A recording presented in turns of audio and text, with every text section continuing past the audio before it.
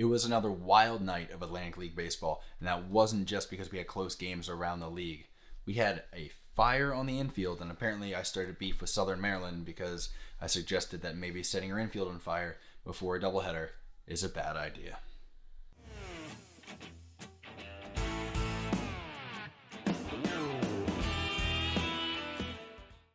Welcome back to ALPB Roundup. I'm Ryan. I'm here with another day of not just the normal daily roundup coverage, because we had more weirdness around the league. We were just talking the other day about, where will the league land for 2023 and their 10th team. And, the day before that, we're talking about report card season. And now we're talking about something that went down in Southern Maryland last night. But before that, we will talk about the scores just for a moment. We won't go too deep in, so we can talk about, the hot topic of the day. We had the Genomes winning, their fourth in a row. I think they're fourth in a row. I'm going to have to go back and forth here because sort of jumping around looking at the standings and the scores. That's right. The Genomes have now won 4 in a row, improving to 21-19 with a win 8-2 over the High Point Rockers, who continue to slide. The Gastonia Honeyhunters won 3-2. That gives them a 1-game lead in the South Division. That's huge. A great comeback by them after losing first place after having it for most of the year. They lost it last week and they're right back into first now. Long Island Ducks beat York 6-5, and Lancaster finally got one back from the Ferry Hawks, cooling off the red-hot Ferry Hawks with a 1-0 Lancaster win. I mean, the offense is still the offense, Staten Island. Meanwhile, there was a doubleheader in Southern Maryland. Lexington took game 1 of that 10-6, dropping the second one 3-2 in walk-off fashion with a walk-off wild pitch there. And that brings us to the topic of the day, which was not the topic I intended to talk about, but here we are now. So if you weren't following along on social media last night, which if you weren't, you should check out ALPB Roundup Instagram, ALPB Roundup Twitter account, not just the YouTube channel, but definitely, subscribe to the YouTube channel, but neither here nor there. I won't tell you what to do, but you should do that. Quite a night in Southern Maryland, and we'll give the background here. Southern Maryland has, as I felt, okay, maybe not delicately said, has a bit of a reputation for having difficult field surfaces, we'll say. I know they also have a reputation for sometimes dropping the ball. I know last year there was some sort of postponement or delay, I think it was, because there was a delay, I believe, because they had a dunk tank at home plate before the game. I know outfield fence is a bit wild and sketchy at times. I know the field itself is one that's often talked about among players. So that kind of paints the picture here. I know they have a very weird situation where I think the county might own the stadium or something like that, so it makes it difficult. Let's not get into the weeds on that. But I will say, for the background of things, that is what we're entering into. Now, with that, it seems that after a rain-postponed game on Wednesday, they had a doubleheader scheduled starting at 5 on Thursday. So there was an issue, I guess, pulling up the tarp. Hole in the tarp. Don't know if this is the first time they discovered this or they knew it was an issue. But next thing you know, you have a wet field, even though it was tarped, and it's causing some issues. There was lots of videos of, mud all over sinking in, or people talking about maybe it being an unsafe playing surface, whatever. The urgency being now there's 2 games they're trying to play, 7 innings each, and both teams have travel days. Southern Maryland has to get to Charleston.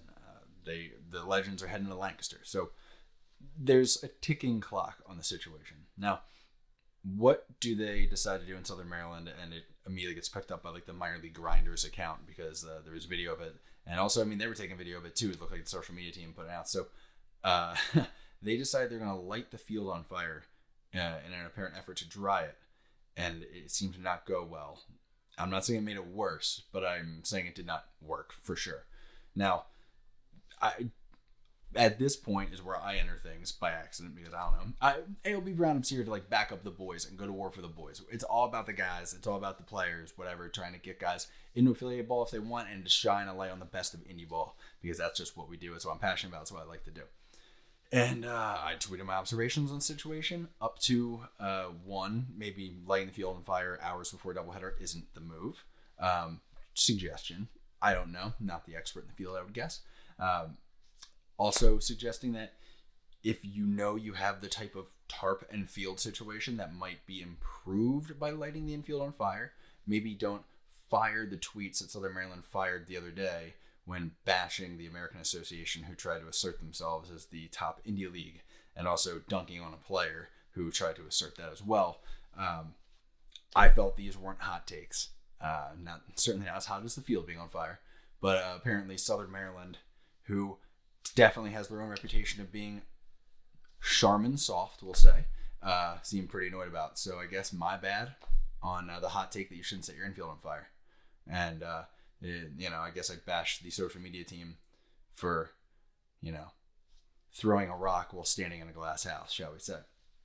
That's not the point. The point is this game ended up being a garbage fire because not only was the field a situation, the game got postponed to 5:30, then 6, then 7, then finally started at 7:30 for a doubleheader with a getaway day. The game went to extras, so they played a full 9 innings. After, by the way, it should have been over in 8, but Daniel Gibson strike 3 to end the 8th inning and end the game, was called a ball, eventually walked a run in, which caused the 9th inning to happen. But the Legends took game 1, Southern Maryland battled back. They walked it off in game 2, with first pitch in that game being, I think, at 11:36, if I recall. And I would say the last one being right around 2 a.m. So it's not, my whole point with this isn't, all its dunk on Southern Maryland. The whole point has been like, hey, like as a product, as Indy ball, we should probably, not take ourselves so wildly aggressively serious to the point of like, we'll do anything it takes to get this game in right now. Like maybe it's like, hey, maybe this isn't the best fan experience or player experience and it's not really the right thing to do right now. I mean, I wasn't in the room to make all these decisions, but I'm just out here suggesting things, from the perspective of somebody who is a fan, was a fan, worked in it briefly, and then is now back to covering, something to consider. But sorry I started something up apparently. But Southern Maryland's field, I guess, gets a break now as they head on the road again, and we'll see. I mean, I did not intend to start drama when I made that observation. I thought it was just a common sense observation, so my bad on that one. I don't like to be part of the story. I like to sort of report on the story, and this was not what I wanted to do.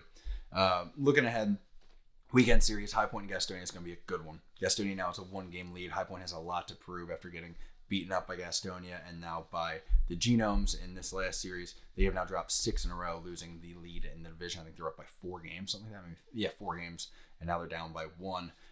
Lexington goes to Lancaster, as I said, Southern Maryland to Charleston. York heads to Lexington to play the Genomes, and Long Island heads to Staten Island for, I believe it's the first installment of that rivalry on Staten Island. So keep an eye on that one. All right, that's what I got. That is the craziness of Firefest Southern Maryland edition. And Ryan accidentally getting involved in drama. Again, I'm Ryan from LPP Roundup. Keep it locked in. We'll try to just talk baseball tomorrow. We'll see how we do, and not just like me chirping people by accident, apparently. Until then, y'all keep it locked in. Watch some mini ball. Enjoy yourselves. Have a good one. I may not have a lot, but I love what I got. A 4x4 and a good fishing spot. I hope this time my card won't decline.